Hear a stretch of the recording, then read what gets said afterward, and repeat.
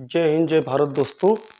और मैं आरडी चौहान और उम्मीद करता हूं कि मेरे सभी प्यारे मित्रगण और मेरे सभी भाई बहन ठीक होंगे। और मैं यहाँ से कक्षा 12th की और 10th की यूपी बोर्ड एग्जामिनेशन से संबंधित केमिस्ट्री का स्पेशलिस्ट क्लास लेके आ रहा हूँ। आप लोग बोर्ड पे देख लीजिए एक दफ़ा कि मैं अध्याय 5 पढ़ा रहा हूँ इस समय, रसायन विज्ञान।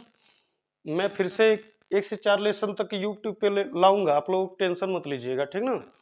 तो आज मैं पढ़ा रहा हूँ डी ब्लॉक के तत्व या संक्रमण श्रेणी के तत्व। डी ब्लॉक मैं पढ़ा रहा हूँ।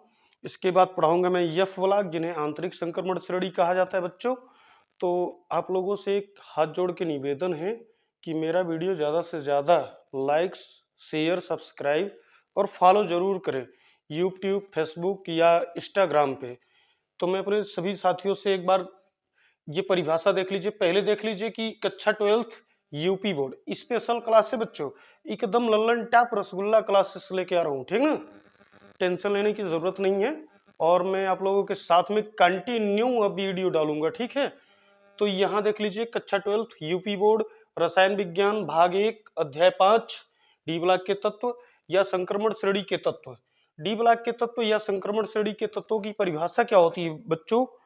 तो थोड़ा सा मैं लॉजिकली समझाना चाहूंगा कि ये मान लीजिए कि ये एक आवर्त सारणी है, ये एक आवर्त सारणी बना दिया। यहाँ मान लीजिए कि ये आपका यस ब्लॉक हो गया और यहाँ से यहाँ तक ये क्या हो गया बच्चों, ये पी ब्लॉक हो गया। और ये यस ब्लॉक और ये पी ब्लॉक और ये यस और पी ब्लॉक के, ये समझ लीजिए कि वे तत्व जो यस और पी ब्लॉक के मध्य, यानी कि बच्चों जो यहाँ रखे गए हैं तत्व, उनको हम कौन सा तत्व कहते हैं बेटा, या कौन सी श्रेणी कहते हैं, कौन सा ब्लॉक कहते हैं, डी ब्लॉक कहते हैं। क्या कहते हैं? D block. जो यस और पी जो यस और पी ब्लॉक के मध्य रखे गए हों बच्चों, उनको हम डी ब्लॉक का तत्व कहते हैं, ठीक ना। तो ये है, यानी कि डी ब्लॉक के तत्वों की परिभाषा क्या है कि सबसे पहले आप ये लिखेंगे, वे तत्व जो यस या पी ब्लॉक के तत्वों के मध्य रखे गए हैं, उनको हम क्या कहते हैं? डी ब्लॉक का तत्व कहते हैं। तो यहां देख लीजिए मैंने परिभाषा भी लिखा है।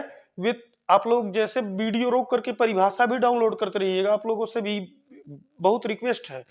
और एग्जाम में आप लोगों का 100% ये समझ लीजिए कि सहयोगी साबित होगा, ठीक ना।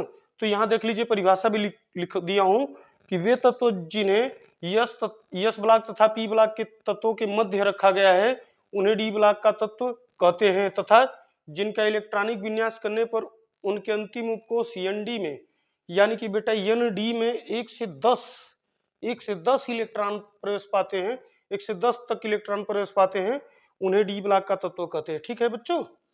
तो ये समझ लीजिए कि ये हमारा जो मैं लेके आ रहा हूँ, डी ब्लॉक पढ़ा रहा हूँ, तो 4 श्रेणियां पढ़नी होती हैं डी ब्लॉक में। चारों श्रेणियों में से हर साल एग्जामिनर कम से कम 7-8 नंबर का यूपी बोर्ड में प्रश्न पूछ देता है।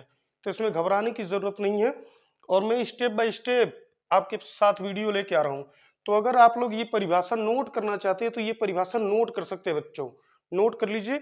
और अपडेट टू अपडेट आप लोगों से रिक्वेस्ट है कि आप लोग वीडियो को ज़्यादा से ज़्यादा लाइक, सब्सक्राइब और फॉलो और शेयर जरूर करेंगे। धन्यवाद। जय हिंद, भारत जय